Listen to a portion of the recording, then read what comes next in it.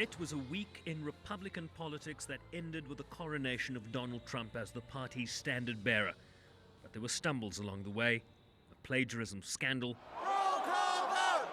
a rebellion on the convention floor, and a bitter rival who failed to endorse the nominee.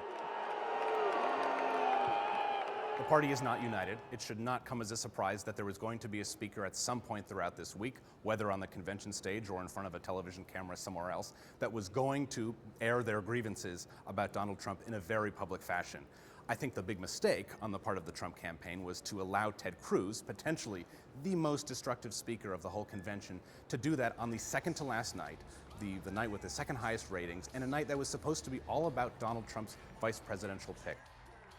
But Donald Trump has made missteps before. Mistakes that might have ended the presidential campaigns of any other candidate. And a legion of supporters who, despite it all, have provided him a firewall, at least in a Republican Party that to some observers has become unrecognizable. A death of the party could also be a rebirth for the party. There are just as many people who are scared of Donald Trump and believe he may be the death of the Republican Party. There are just as many people who believe that if you finally give the conservative far-right wing of the Republican Party the person they've long wanted, and when that person fails spectacularly and the election is over, that in 4 years the party will come around to the candidates who have been rejected in elections past.